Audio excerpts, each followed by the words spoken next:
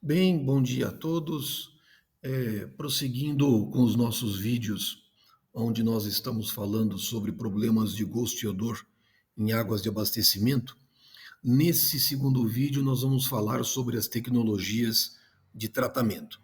Lembrando que nós já produzimos um primeiro vídeo onde nós falamos sobre problemas de gosto e odor em águas de abastecimento, só que o nosso foco foi nós identificarmos as principais causas e origens de problemas de gosto e odor em águas de abastecimento. Nesse segundo vídeo, que complementa o primeiro, nós vamos falar sobre tecnologias de tratamento. E aí o nosso foco vai se concentrar em tecnologias de tratamento que nós podemos aplicar em estações de tratamento de água. Existe na literatura uma grande variedade de artigos científicos que falam sobre tecnologias de tratamento para remoção de compostos causadores de gosto e odor de águas de abastecimento. No entanto, muitas delas, elas não são de aplicação prática.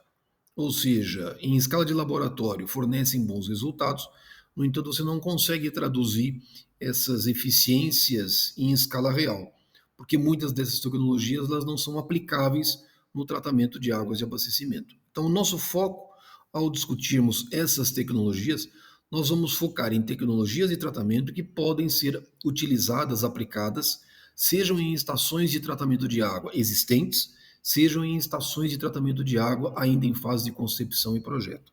Então, o objetivo desse vídeo é nós discutirmos quais tecnologias que nós podemos empregar viáveis dentro do tratamento de águas de abastecimento que nos permitam minimizar problemas de gosto e odor. Nós discutimos os principais problemas de gosto e odor em águas de abastecimento e apresentamos no vídeo anterior que muitos dos problemas podem ser causados devido à presença de constituintes inorgânicos, ou seja, presença de ferro em concentrações mais elevadas, cloreto, sulfato, H2S, alguns compostos inorgânicos em concentrações um pouco mais altas podem causar problemas de gosto e odor. Nós podemos ter a presença de compostos orgânicos cuja origem são ações fontes antropogênicas, ou seja, por exemplo, fenóis, nitrofenóis, derramamento de compostos em corpos d'água, ou seja, eu posso ter alguns compostos orgânicos de origem antropogênica que podem causar problemas de gosto e odor em águas de abastecimento. Nós podemos ter problemas de gosto e odor cuja origem é o processo de tratamento propriamente dito. Por exemplo, determinados agentes oxidantes desinfetantes acima de certas concentrações podem causar problemas de gosto e odor. O cloro, por exemplo, o dióxido de cloro. Esses mesmos agentes oxidantes, eles podem reagir com alguns compostos orgânicos, e aí a sua origem pode ser tanto de origem biogênica como antropogênica, e podem causar problemas de gosto e odor. Um exemplo, a reação do cloro com fenol formam clorofenóis e aí me causam problemas de gosto e odor. Nesse caso, a origem está associada à presença do agente oxidante, o cloro, e à presença de compostos orgânicos, no caso de origem antropogênica. A reação entre ambos causa um terceiro composto que causa seríssimos problemas de gosto e odor, os clorofenóis.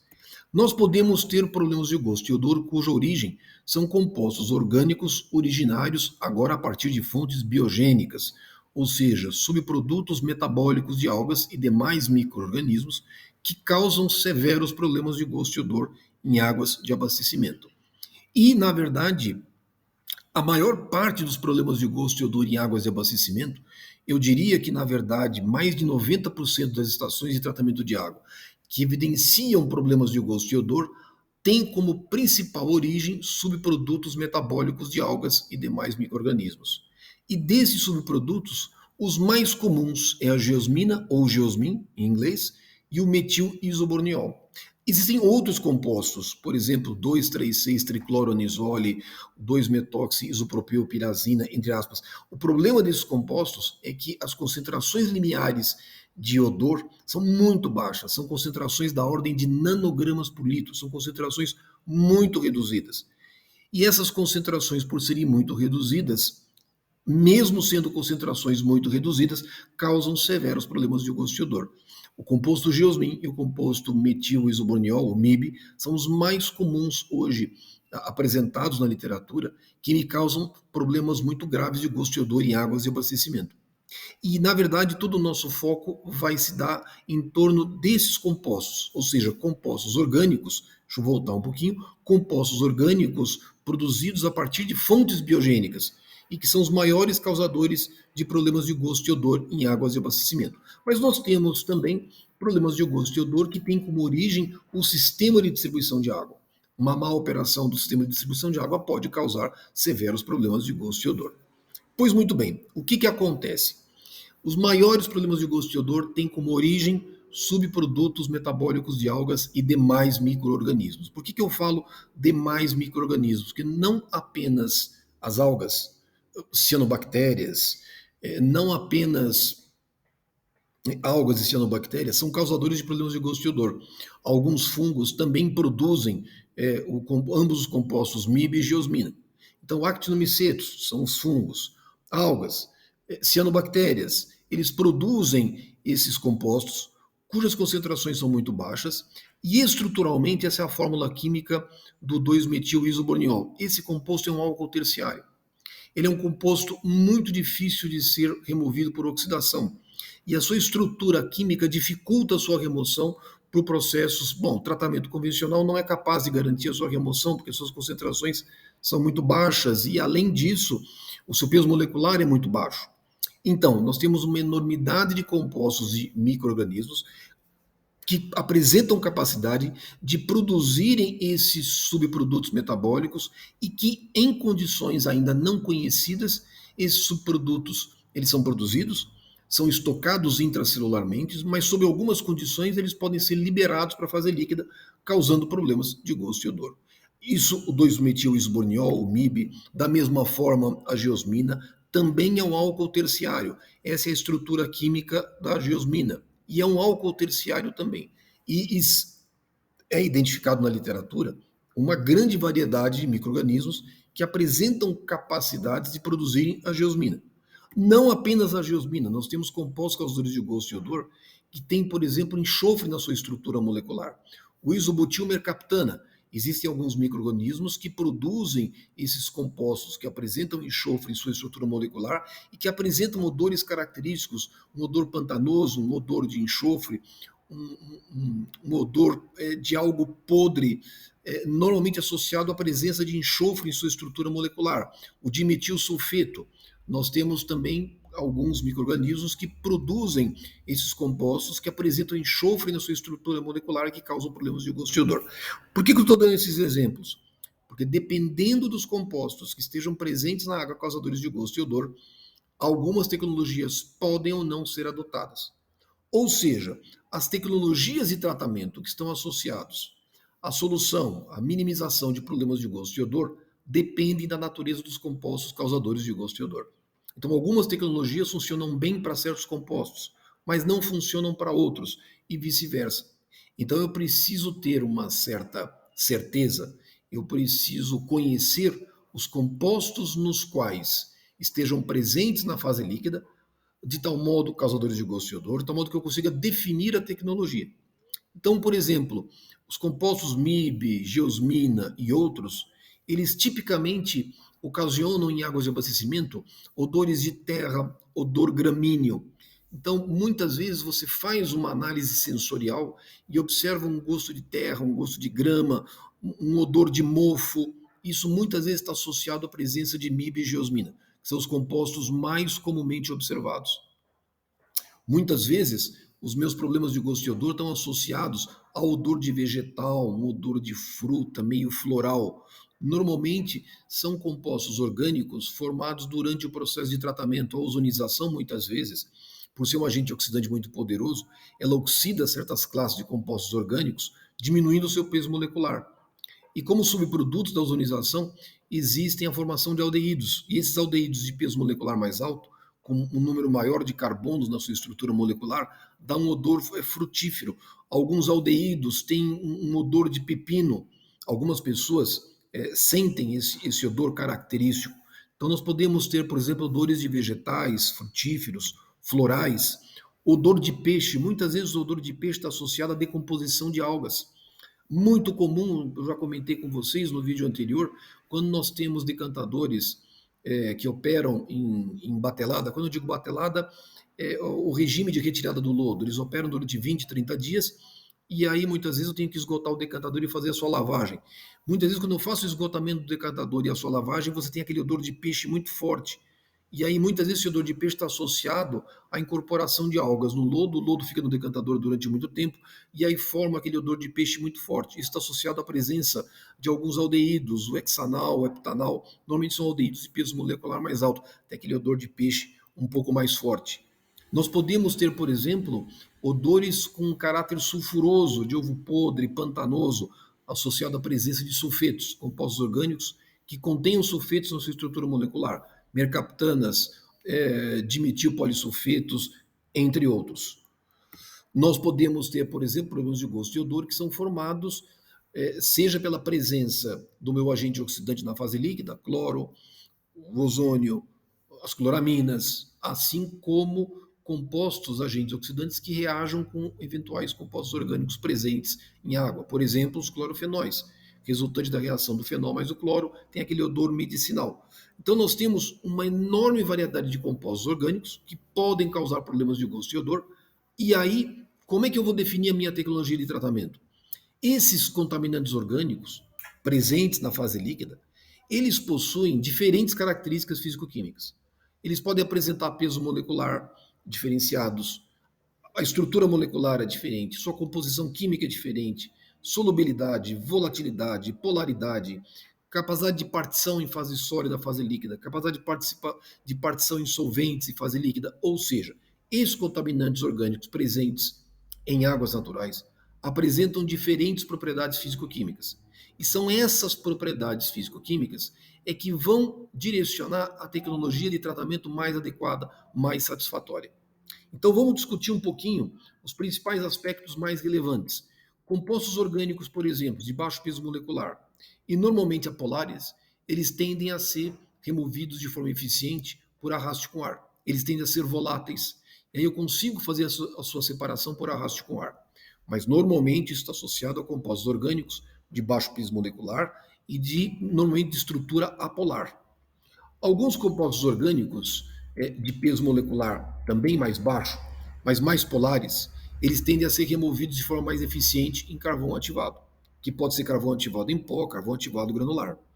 Alguns compostos orgânicos de peso molecular mais elevado, e aí apolares ou semipolares, podem ser removidos por processo de ultrafiltração. Mas normalmente a ultrafiltração me remove compostos moleculares de peso mais elevado. Pesos moleculares mais baixos, a ultrafiltração não consegue remover. Compostos orgânicos que tipicamente causam problemas de gosto e odor em águas de abastecimento são compostos orgânicos de baixo peso molecular. A ultrafiltração, por exemplo, não é eficiente e não é suficiente para remoção de problemas de gosto e odor. Nós podemos, por exemplo, trabalhar com a osmose reversa. A osmose reversa consegue a remoção de compostos orgânicos com peso molecular médio, alto e com diferentes características de polaridade, dependendo das características da membrana. E nós podemos, por exemplo, trabalhar com o processo de coagulação. Só que o processo de coagulação ele só é efetivo para compostos orgânicos de peso molecular bem mais alto e que apresentem uma polaridade também mais elevada. Então, os nossos compostos orgânicos presentes em águas naturais, por apresentarem diferentes características físico-químicas, elas estão sujeitas à sua remoção dependendo dessas características. Alguns compostos orgânicos têm peso molecular mais elevado. Eu consigo remover uma fração para o processo de coagulação. Isso é que, inclusive, me possibilita a remoção de substâncias úmicas em águas naturais. Não totalmente, mas substâncias úmicas, compostos úmicos que apresentem peso molecular mais alto. A coagulação consegue ter algum efeito.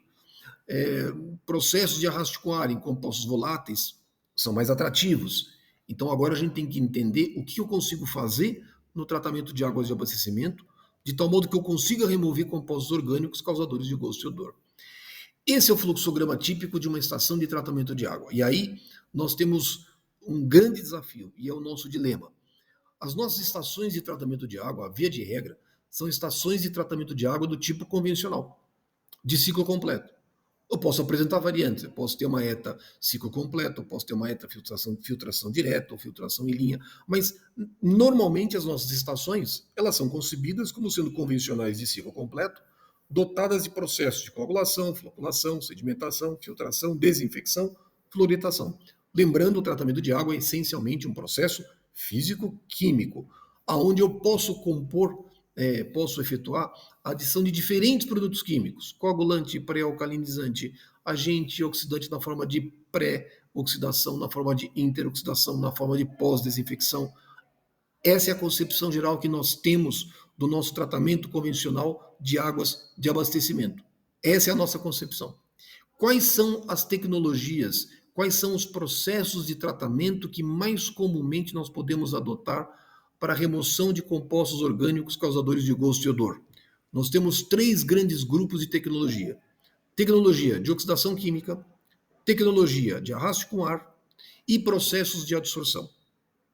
Então nós temos 3 grandes grupos de tecnologias que nós conseguimos, de alguma forma, ou utilizarmos em estações de tratamento de água existentes, ou de alguma forma projetarmos novas estações e aí adicionando, introduzindo novos processos unitários de tal modo a garantirmos uma segurança com relação à remoção, eventual presença de compostos orgânicos causadores de gosto e odor em águas de abastecimento. Por que a oxidação química? Porque o meu processo de tratamento pode trabalhar com diferentes agentes oxidantes. Eu posso, por exemplo, operar a estação de tratamento de água com cloro na forma de pré-cloração, na forma de dióxido de cloro como pré-oxidação, com permanganato de potássio na forma de pré-oxidação. Eu posso utilizar o ozônio como agente oxidante, como agente desinfetante. É relativamente fácil eu utilizar diferentes agentes oxidantes no processo de tratamento. E aí, qual que é a efetividade de processos de oxidação na remoção de compostos causadores de gosto e odor em águas de abastecimento? Eu vou colocar aqui alguns resultados que são uma compilação de ensaios efetuados na literatura, onde se procurou estudar em escala de laboratório o efeito de alguns agentes oxidantes na remoção de certas classes de compostos causadores de gosto e odor em águas de abastecimento. Por exemplo, o cloro e as cloraminas como agente desinfetante, como agente oxidante. Quando nós temos problemas de gosto e odor, que tem como origem a presença de subprodutos metabólicos de algas, quais são os mais comuns? O MIB e a geosmina. Observa que a eficiência de remoção é muito pequena, é praticamente desprezível. Ou seja, ambos os compostos MIB e geosmina não são oxidados pela ação do cloro ou pela ação das cloraminas. Lembrando, as cloraminas são agentes oxidantes muito fracos. Nós, no tratamento de águas de abastecimento, consideramos apenas a cloraminação como agente desinfetante, não é um agente oxidante. Mas como alguns trabalhos foram feitos tentando estudar a efetividade da cloraminação na oxidação de compostos orgânicos causadores de gosto e odor, então a efetividade ela é muito pequena, ela é muito reduzida. O cloro ele só tem efetividade para a oxidação de certos compostos sulfurosos. Ou seja, quando eu tenho, por exemplo, a presença de dimetil disulfeto, ou seja, sulfetos presentes na fase líquida, compostos orgânicos que contêm sulfeto na sua estrutura, eles são passíveis de serem oxidados pelo cloro. Mas, do contrário, MIB e geosmina, a sua efetividade é muito reduzida, praticamente nula. Por exemplo, e qual que é o efeito do dióxido de cloro? O dióxido de cloro também é um agente oxidante, ele é um agente desinfetante, mas também o efeito na oxidação, na remoção de MIB e geosmina é praticamente inexistente. Ele não é efetivo para a remoção de MIB e geosmina. Também o dióxido de cloro ele tem um efeito mais pronunciado em compostos sulfurosos. Da mesma forma, vamos pegar um outro agente oxidante, o permanganato de potássio. O permanganato de potássio é um excelente agente oxidante, ele não é desinfetante, ele é um agente oxidante, mas também não tem efeito na oxidação de MIB e geosmina. O efeito é praticamente desprezível, a remoção muito pequena, não tem efeito. O efeito do permanganato de potássio também ele tem alguma eficiência na remoção de compostos sulfurosos. Então vocês podem observar aqui a presença do dimetil de sulfeto, mesmo composto, ele consegue oxidar certas classes de compostos sulfurosos, alguns aldeídos, mas MIB e geosmina ele não consegue remover, ele não consegue oxidar. Peróxido de hidrogênio também não tem eficiência. MIB e geosmina, por serem álcoois terciários, eles são muito difíceis de serem oxidados. O peróxido de hidrogênio isoladamente não tem efeito nenhum em MIB-geosmina. Também ele só consegue ter efeito em compostos sulfurosos. Pois bem, o único agente oxidante que consegue oxidar MIB-geosmina, o único agente oxidante que consegue oxidar MIB-geosmina é o MIB, o único agente oxidante que consegue oxidar MIB-geosmina é o ozônio. É o único. Eu consigo remover com eficiências elevadas de 80% a 90%. O ozônio é o único agente oxidante capaz de oxidar MIB-geosmina. E eu posso combinar o ozônio com peróxido de hidrogênio, formando o que a gente chama do peroxônio. O peroxônio, na verdade, é a combinação do ozônio mais o peróxido de hidrogênio. É o único agente oxidante que nós podemos utilizar no tratamento de águas de abastecimento com relativa facilidade. É o único agente oxidante que consegue oxidar MIB-geosmina. Ou seja, é a ozonização.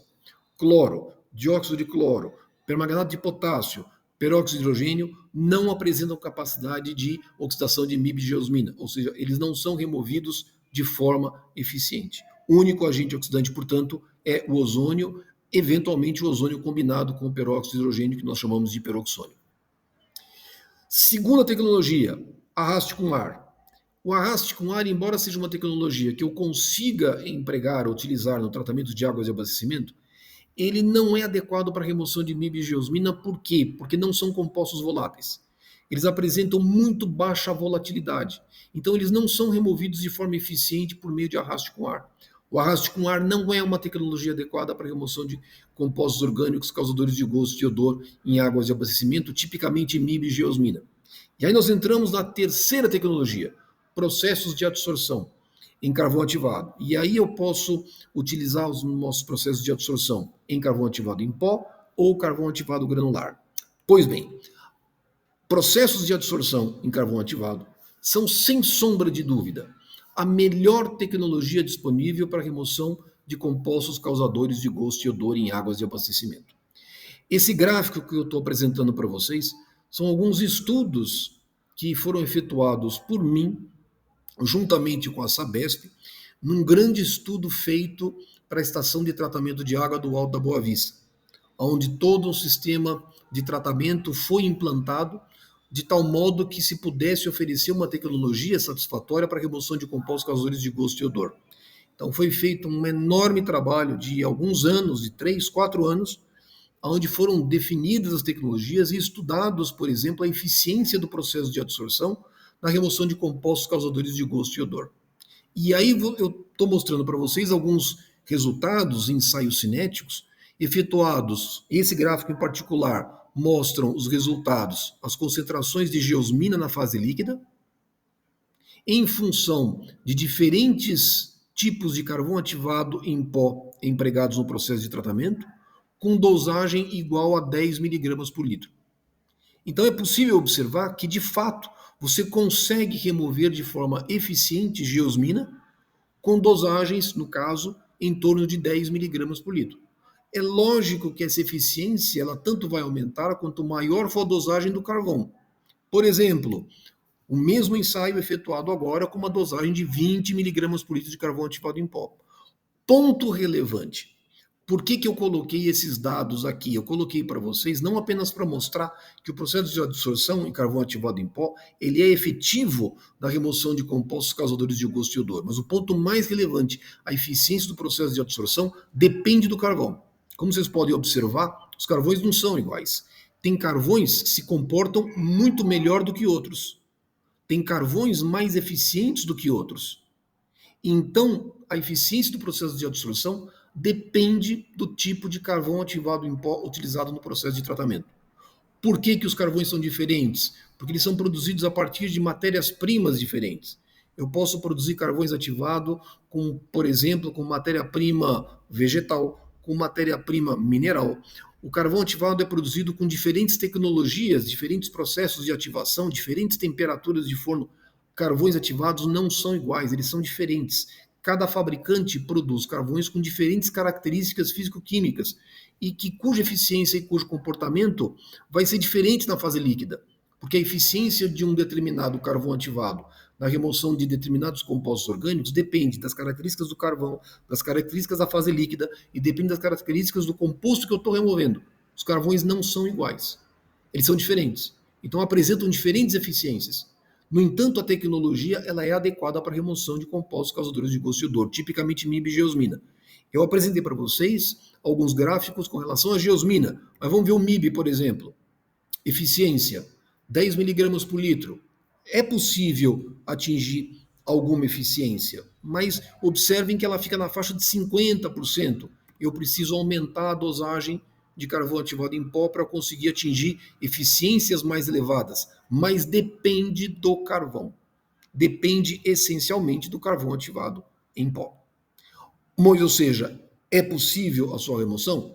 É possível, desde que o carvão seja adequado e as dosagens de carvão ativado em pó também sejam adequadas. Qual que é a vantagem do carvão ativado em pó como processo, como tecnologia de tratamento? É que eu consigo implementar com muita facilidade numa estação de tratamento de água existente. Então, vamos voltar de novo no gráfico para eu poder discutir um pouco um outro aspecto que eu esqueci de falar. Depende da dosagem, depende do carvão, mas eu preciso de tempo de contato.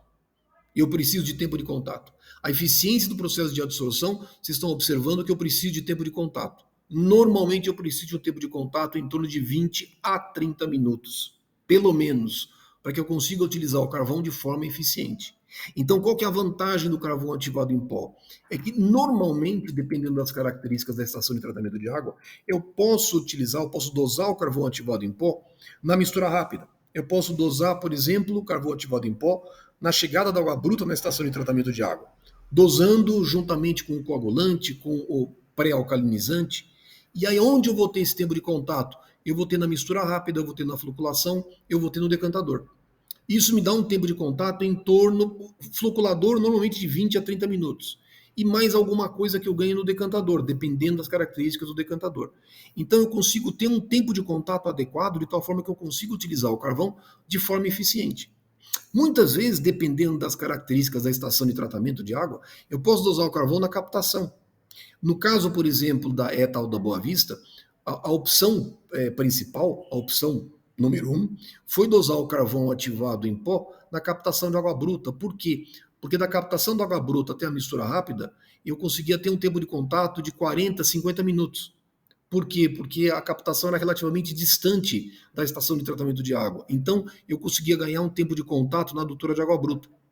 Então, muitas vezes, o carvão ativado em pó, e qual que é o grande ponto? Ele é muito flexível, porque eu posso dosar, muitas vezes, na captação da água bruta, em instalações de recalque, posso dosar no início do processo de tratamento, e eu consigo ter um tempo de contato adequado, de tal modo que o processo de adsorção consiga acontecer de forma satisfatória. Pois bem, qual que é a vantagem do carvão ativado em pó? A principal. Normalmente os problemas de gosto e odor são tipicamente sazonais. O que significa isso? Eles não acontecem durante o tempo todo. Eles não acontecem durante 365 dias do ano. Acontecem em algumas épocas específicas, em alguns dias. Então, como os problemas de gosto e odor normalmente tendem a ser sazonais, a utilização do carvão ativado em pó ela é muito atrativa e é economicamente viável, porque eu doso o carvão enquanto eu tiver o meu problema de gosto e odor.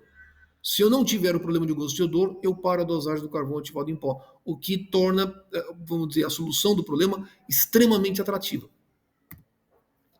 E a utilização do carvão ativado granular? Pois é, o problema do carvão ativado granular é que como o carvão ativado granular ele tem que ser utilizado como meio fixo, eu preciso de uma instalação onde eu adicione o carvão ativado granular e ele fique como um meio fixo.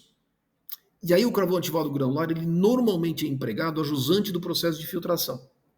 De tal modo que eu consiga garantir um tempo de contato da água filtrada com o material absorvedor, ou seja, com o carvão ativado granular.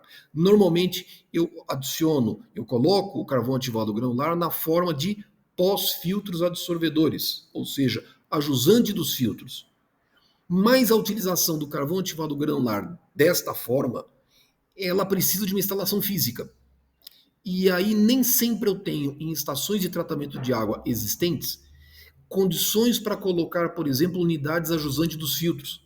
Muitas vezes eu não tenho perfil hidráulico na estação para isso, porque a jusante dos filtros, a água é encaminhada para o tanque de contato, do tanque de contato para o reservatório de distribuição e dali sai para o sistema de distribuição de água. Nem sempre eu tenho condições hidráulicas de colocar uma unidade entre os filtros e o tanque de contato. Eu preciso de muitas vezes de carga hidráulica para isso e essa carga hidráulica não está disponível. Em estações de tratamento de água existentes, a utilização do carvão ativado granular muitas vezes é difícil. É mais fácil você implementar em estações de tratamento de água que estão sendo projetadas, e aí você pode prever a construção de uma unidade onde você coloque o processo, você coloque o carvão ativado granular e aí você utilize como meio absorvedor, como um processo adequado para a remoção de compostos causadores de gosto e odor. A utilização do carvão ativado granular ela é conveniente quando você tem problemas de gosto e odor mais constantes ao longo do tempo. Você tem mananciais que, por exemplo, apresentem problemas de gosto e odor durante mais do que 120 dias no ano. Aí, se você fizer um balanço econômico, você vai perceber que a utilização do carvão ativado em pó, ela não é vantajosa, não é adequada, porque se você fizer a conta de quanto você vai gastar com carvão ativado em pó, acaba não compensando. Quando eu tenho problemas de gosto e odor muito severos e com duração muito longa, o carvão ativado em pó torna-se economicamente não atrativo. E aí torna-se mais vantajoso você utilizar o carvão ativado granular, quando esses problemas são mais constantes ao longo do tempo. Bem, o que nós podemos colocar como grandes pontos disso que nós estamos discutindo? Pois bem, os maiores problemas de gosto e odor em águas de abastecimento normalmente estão associados à presença de subprodutos metabólicos de algas e demais micro-organismos. Desses compostos, quais são os mais comuns? O MIB e a geosmina. Mas por que normalmente esses problemas de gosto e odor estão associados a MIB, a geosmina, estão associados a algas? Porque a maior parte das nossas estações de tratamento de água, especialmente que abastecem a grandes centros urbanos, utilizam mananciais que precisam ter reservatórios de acumulação, de alguma forma. E aí o que acaba acontecendo? Reservatórios de acumulação, lançamento de nutrientes em corpos d'água, ou seja, eutrofização de corpos d'água, me permitindo um crescimento acelerado de algas e demais micro-organismos, a probabilidade de nós termos problemas de gosto e odor ela é significativa. Ou seja, a origem está onde? Está no enriquecimento de corpos d'água com nutrientes e que me causam um crescimento acelerado de algas e que me causam uma maior probabilidade de presença de compostos orgânicos causadores de gosto e odor em águas de abastecimento. Desses compostos, quais são os mais comuns?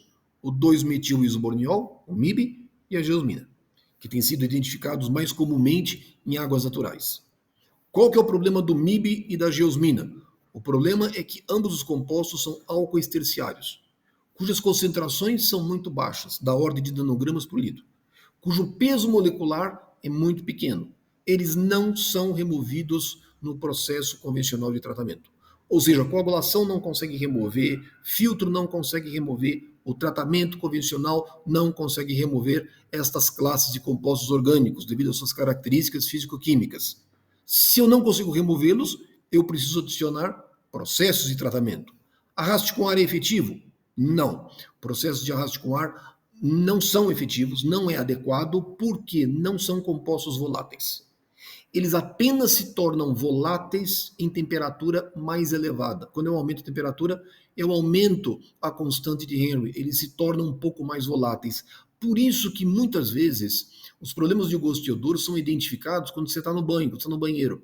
Você vai tomar banho e aí está no chuveiro, a água quente, e aí temperatura mais alta, a constante de Henry aumenta, e aí você percebe mais facilmente problemas de gosto e odor, especialmente odor. Você está tomando banho e aí a água faz aquele cheiro de terra, de mofo medicinal, tem um odor desagradável. Por quê? Água quente. Porque você aumentou a constante de Henry. Mas ainda assim, no tratamento convencional de água de abastecimento, o processo de arraste com ar ele não é efetivo para a remoção dessas classes de compostos. E oxidação química é uma tecnologia?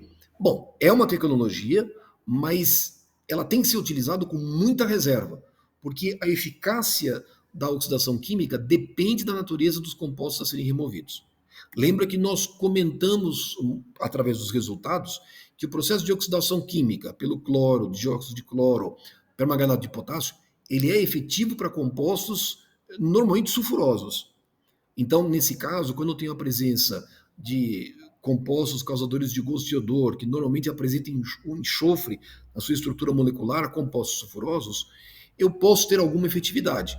Cloro, dióxido de cloro, permanganato podem ser efetivos. No entanto, para MIB e geosmina, o único agente oxidante efetivo é o ozônio ou o ozônio combinado com o peróxido de hidrogênio, que nós chamamos de peroxônio. Qual que é o tratamento mais efetivo, então, já que muitas vezes eu não consigo adicionar um processo de ozonização no tratamento de águas de abastecimento? Ele é relativamente caro, eu preciso de instalações físicas, custo energético é elevado. O processo mais adequado são os processos de adsorção, que podem acontecer carvão ativado em pó ou carvão ativado granular. Qual que é a vantagem do carvão ativado em pó? Grande flexibilidade operacional, porque é muito fácil implementar um sistema de aplicação de carvão ativado em pó em estações de tratamento de água existentes. É fácil. Então ele é muito flexível. Um ponto que é relevante, que a gente observa muitas vezes em estações que dosam carvão ativado em pó para remoção de compostos causadores de gosto e odor. É qualquer dosagem? Não, não. Normalmente as dosagens de carvão ativado em pó que conseguem algum efeito significativo, elas precisam estar superiores a 20 miligramas por litro. Eu mostrei os gráficos para vocês da ação do carvão ativado em pó na remoção de MIB e geosmina. Geosmina é muito mais facilmente removida do que o MIB. O MIB é um composto que apresenta mais dificuldades de remoção para o processo de adsorção. No entanto, para que eu consiga atingir eficiências de remoção em torno de 80%, 90%, as dosagens precisam ser superiores a 20 miligramas por litro. Então, normalmente, para que eu consiga ter algum efeito desejável, significativo, as minhas dosagens de carvão ativado em pó precisam ser superiores a 20 a 40 miligramas por litro. Normalmente, quando eu preciso dosar carvão ativado em pó com dosagens superiores a 40 miligramas por litro, aí o processo começa a se tornar antieconômico, as dosagens passam a ser muito mais elevadas. Lembrando que o carvão ativado em pó é um sólido e ele vai aumentar a produção de lodo na estação de tratamento de água. Mas esse assunto eu vou comentar num outro vídeo que nós vamos fazer, onde lá nós vamos falar sobre estudos de caso. E aí eu vou comentar desses aspectos associados à aplicação do carvão ativado em pó, que é um efeito secundário, vai aumentar a produção de lodo na estação de tratamento de água. Mas eu vou deixar para falar isso no terceiro ou no quarto vídeo, quando nós vamos falar sobre alguns estudos de caso. Então, para que o processo de absorção de carvão ativado em pó seja efetivo, eu preciso necessariamente de dosagens adequadas. E essas dosagens situam-se em torno de 20 a 40 miligramas por litro. Um ponto relevante, muitas vezes a gente observa estações de tratamento de água aplicando carvão ativado em pó para minimização de problemas de gosto e odor. E a gente observa que muitas vezes essas dosagens são da faixa de 5, 8 miligramas por litro. Essas dosagens não conseguem efeito nenhum. O único efeito que você consegue é você levar a imprensa na estação, eles tiram foto, eles observam que está sendo feito alguma coisa, mas como efeito prático, nenhum. Isso é apenas para enganar a trouxa. Se você quiser ter eficiências adequadas, essas dosagens precisam ser da ordem de 20 a 40 miligramas por litro.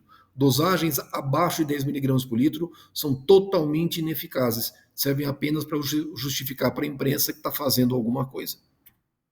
É, infelizmente, o que a gente observa em muitas estações de tratamento de água. Vantagem do carvão ativado em pó: a sua aplicação pode ser efetuada sazonalmente.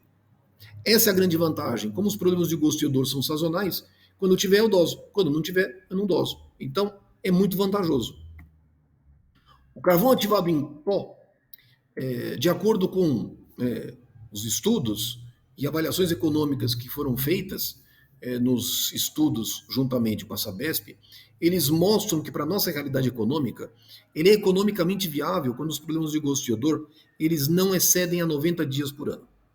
Se eu tiver uma estação de tratamento de água com problemas de gosto e odor muito intenso, que, por exemplo, excedam a 90, que excedam a 120 dias por ano, o carvão ativado em pó ele não é atrativo, ele começa a ficar muito caro. E aí passa a ser mais interessante você utilizar o carvão ativado granular. Ponto relevante, A eficiência do processo de adsorção pelo carvão ativado granular depende do carvão ativado em pó que você está utilizando. A eficiência do processo de adsorção depende do carvão ativado em pó. Os carvões ativados em pó não são iguais, eles são diferentes. Porque, como eu disse anteriormente, eles são produzidos a partir de diferentes matérias-primas, são produzidos a partir de diferentes tecnologias de produção, diferentes temperaturas de fornos, diferentes processos de ativação. Os carvões ativados não são iguais, são diferentes. Então a eficiência depende do carvão ativado em pó.